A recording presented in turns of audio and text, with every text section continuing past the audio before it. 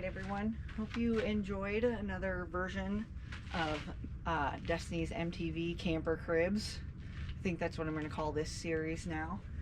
Welcome back to the Wandering Recklessly channel. I'm Destiny, this is Deacon, and let's go do this damn thing already. Hello, everyone. Welcome back to another episode of Wandering Recklessly. And today, I am going to be showing you all of the outside portion of my camper. So I was getting a lot of questions in my DMs on other social media platforms about we love your rig, but we want to see what you continuously tell us about where all of like your pass-through storage is, and I want to see your solar, what batteries you have, all things like this, like how do you power and all of that, your rig, right? So that's definitely one of the biggest questions is like, show us the brains of your RV. And I'm always like, hello, it's me. I'm just kidding. Had to have my 5 seconds of fame there. But, really, I do have the Firefly system, which I'll show you guys in a second. That is I say it's the brains of the RV.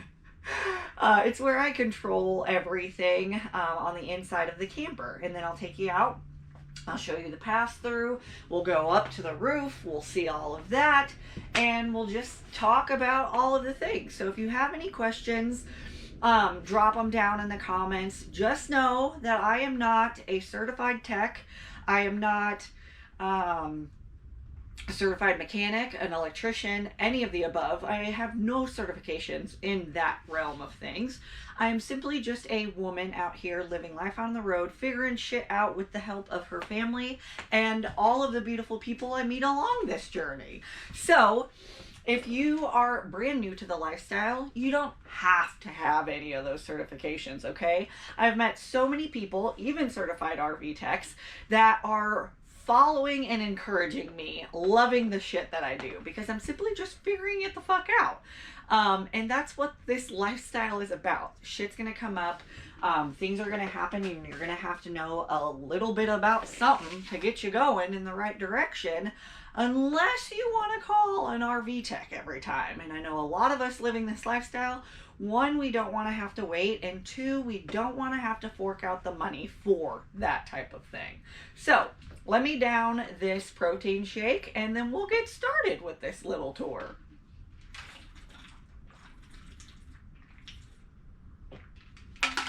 What's that, 4 or 5 gulps? I'm pretty good at that. All right, so the first part of this tour is the Firefly system. So I hope that y'all can see this. I know it's a little bit, there you go. That's a little bit better. So now I can't really see. But this is the main screen. This right here operates the Happy Jack. So it's these 2 couches and the queen size bed on the top. Those are all on the Happy Jack system. And that is what these orange buttons right here are. Right below that is the master on and off switch for all of the lights inside the camper. Right over here are all of the levels and stuff like that for all of the gauges, the fresh water, the gray water, the black, and the generator, which is the onboard fuel tank for the generator and also spare fuel for the Razor. And then you can turn your water heater or water pump on, the water heater. And then if I'm ever in an area that's really freaking cold, there's the tank heaters right there. You can start and stop your generator. This is your state of charge details. So if we go in here, this explains all of the things with the state of charge, how much I'm pulling in, how much I'm using, all of the things, okay? Now, if we go over here to the little light, this is all of the switches and everything for the lights inside and outside of the camper. The lightning bolt over on the left hand side is your power. So it shows the percentage of what my batteries are at. Again, I can start and stop the generator or adjust any of the automatic generator settings. That's what AGS stands for. So you can come in and set all of those things. For instance, what I typically use this for is if my battery gets lower than 50%. Sometimes I change that, but I've not even been close to 50% in a long time. But you can set it if your battery gets to 50% or below. Your generator will automatically turn on as soon as you activate that. And then over on the right hand side here is all of your inverter settings, your charger settings, everything like that. Now it says that there's no charge, but you can see that I'm still pulling in amps from the solar. When that charger says that it's on, it's usually when the generator is running. When it first starts, it will turn on bulk mode, and then after it's been running for a little while, it'll turn on float to where it's still charging it, just not as rapidly as what bulk state would. So you can set, again, all of those, your state of charge, all of your inverter charger settings can be adjusted here. And then again, the AG settings are right there. Now, if we come over to the temperature on the left hand side, this is where you see the three AC and or heating units. So the bedroom, the kitchen, and the garage. Those are just the different areas of the camper. You can set all these different heat settings, cool settings, everything like that. Now, the camper does have a propane furnace. In that one, you can see right here, it's just underneath the kitchen setting. But since I bought a house on wheels, I really don't stay in places where I really wanted to use my furnace a lot. The other setting down here is what looks like a little camper. So if this camper, I don't have a model that has any slide outs, but if you do get an ATC that has any slide outs, this is where your slide out functions would be. But I do have the awning, and again, it gives the hijack bed lifts back here, and then also the leveling system. So this is where I auto level, and when I go to leave, this is where I retract all of the jacks, or leveling jacks, whatever you want to call them, and continue, you know, hitching up to the camper.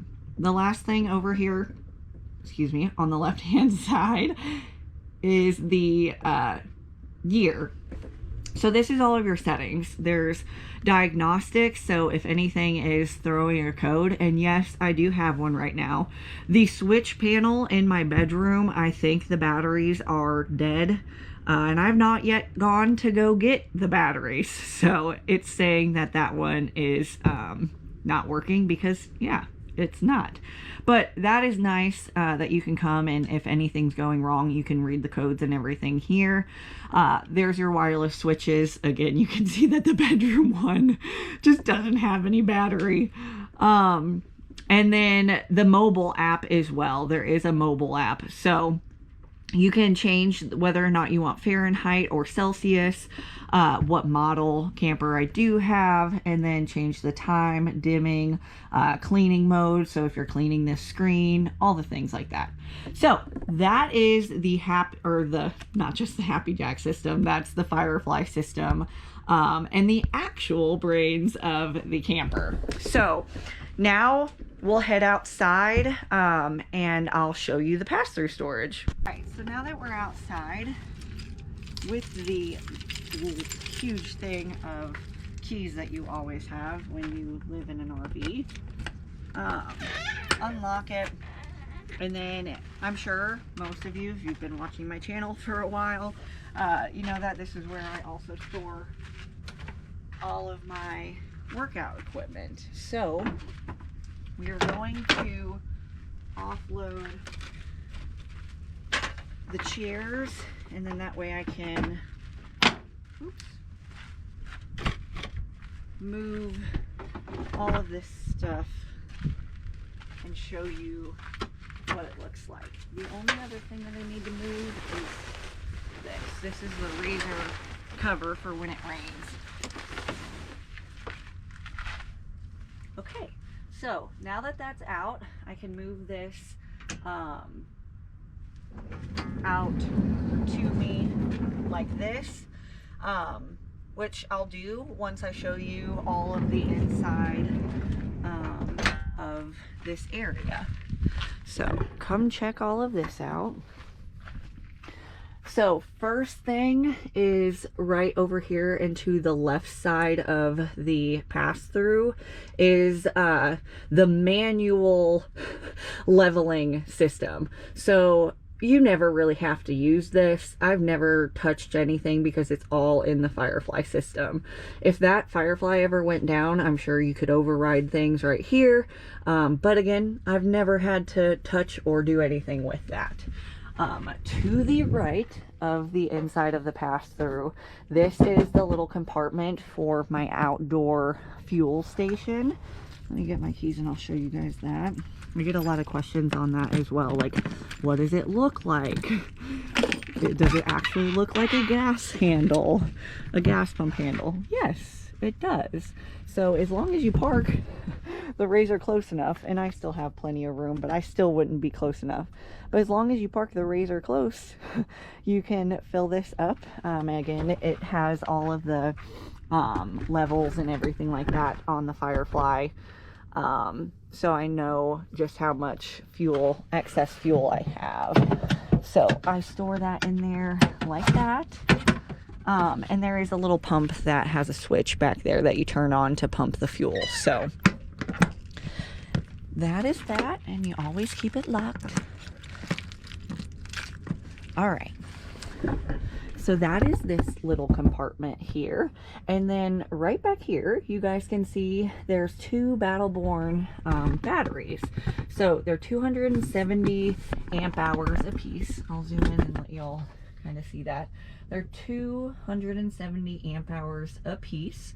And they do have connections right back over here. So you can see the positive and the negative there. Which is really handy because if you are, you know, brand new to boondocking and you're in a little bit cold of an area and your batteries get too low, lithium batteries will shut off. And so to protect themselves, whether or not they get too cold, too low a voltage, anything like that. And so you have to jump them. You have to revive them, you know, just how we bring people back to life with the AEDs and stuff. You have to jump your batteries.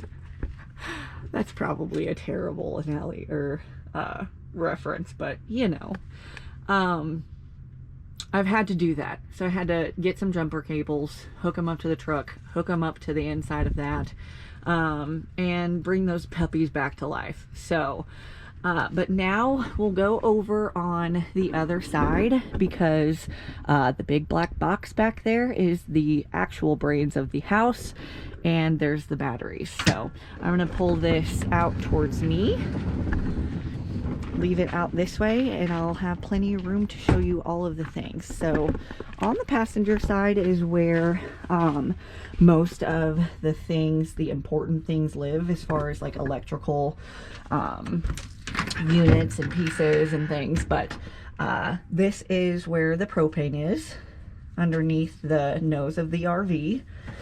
And then the generator is right here, which also has a lock on it.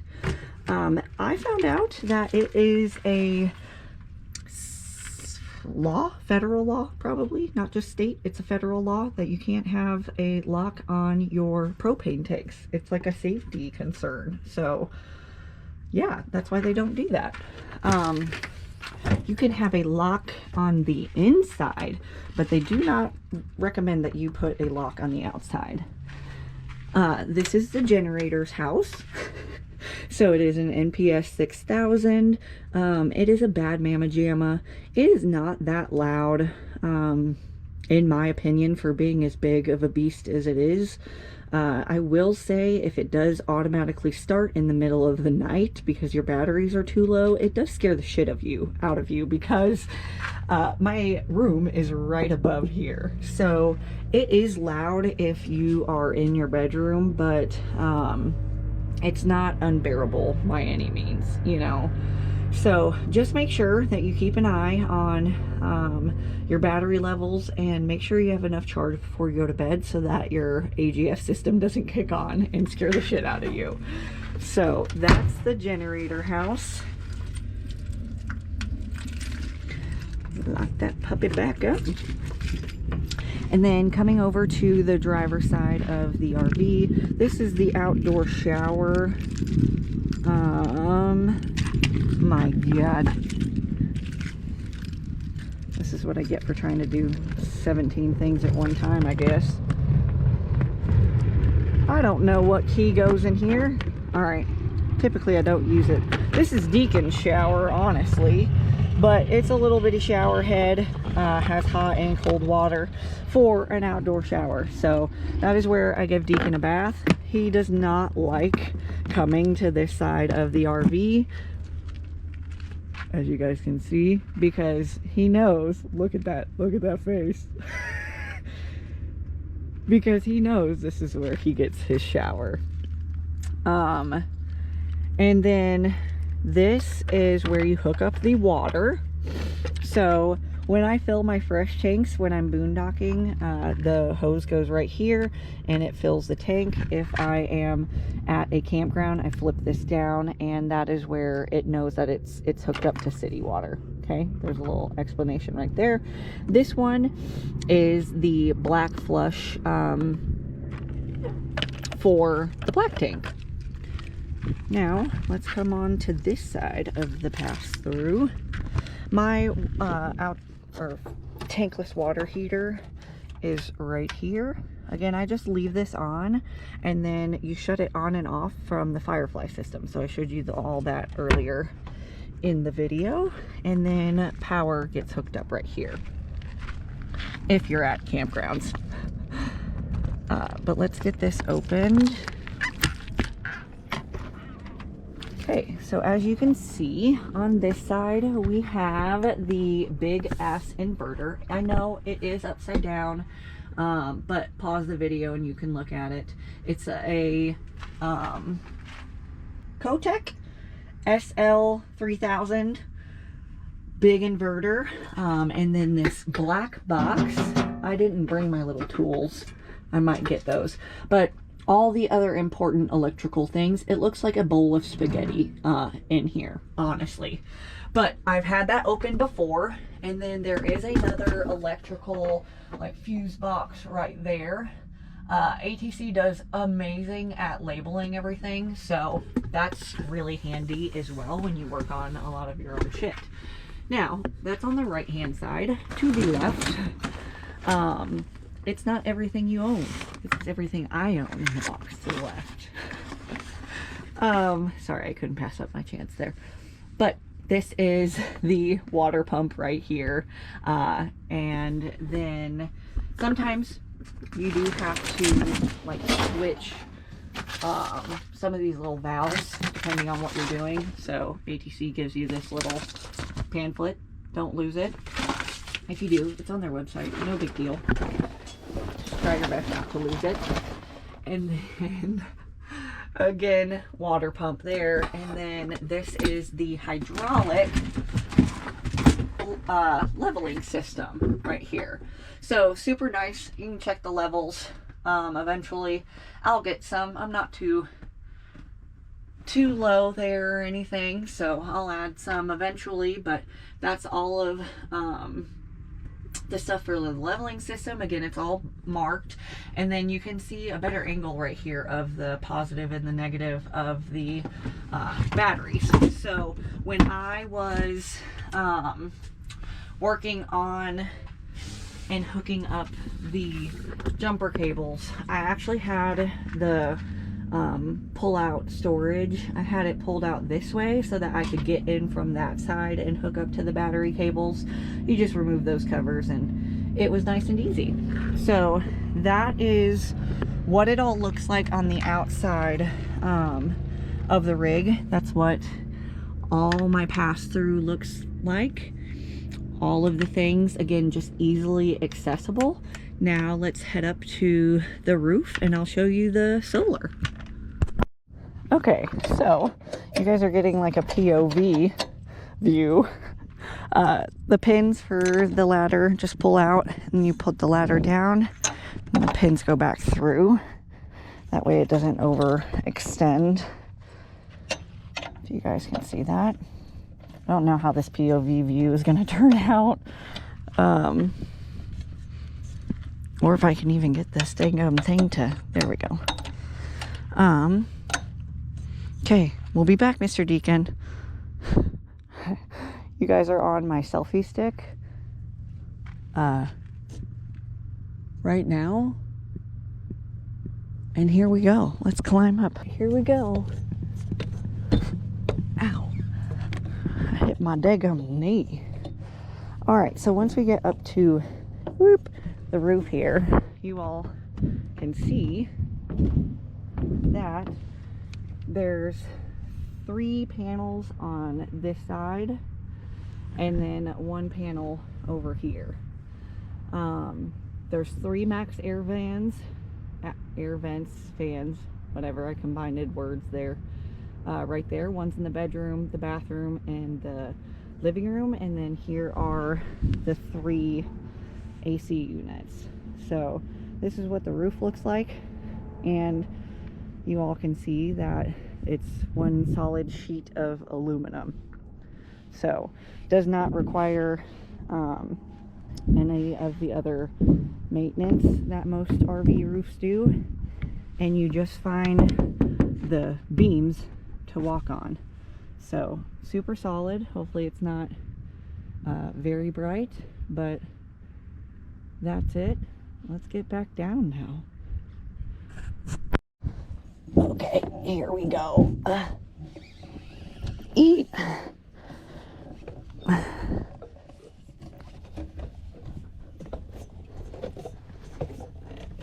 Ta-da!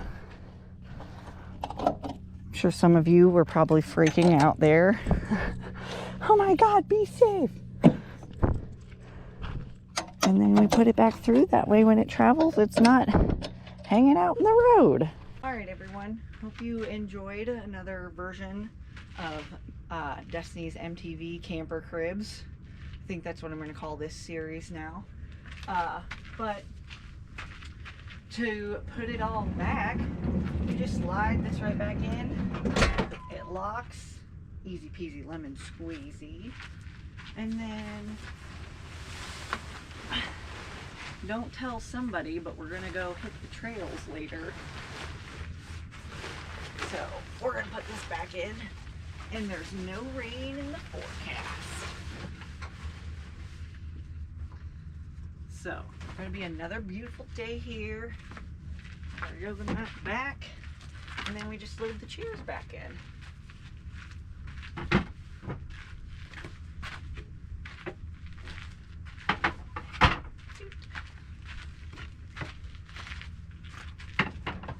And voila. So that is how we do it. Deacon, say thank you for watching another video. Here, will you sit down? You sit down? Good boy. Say thank you. Say thank you. Thank you guys for watching another video. Again, feel free, ask any questions you have down in the comments. With the solar, I will say there is 800 watts of solar on the roof. Again, my generator is an NPS 6000, and then the batteries, again, I have 2 Battleborn 270 amp hour batteries there. So in simple terms, I can go, as long as we have bright sunny skies like we do today, I can go multiple days without needing to run the generator. I think I'm going up on like 4 or 5 days now because we haven't had very cloudy days. If we have like 2 consecutive cloudy, rainy days, if the third day is a bright, sunshiny day, I'm usually okay and can get back up. But it does also depend on, you know, how much you're using, what you're pulling from your storage, meaning the batteries, everything like that. So I will say that if you do, I don't watch a ton of TV. So if you do watch a ton of TV, you're using a lot of your power and things in that way, it's gonna go faster, especially on cloudy days. So just know all of those things. But as always, thanks for watching another video. If you have any questions, feel free, drop them in the comments, and we'll see you guys on the next one.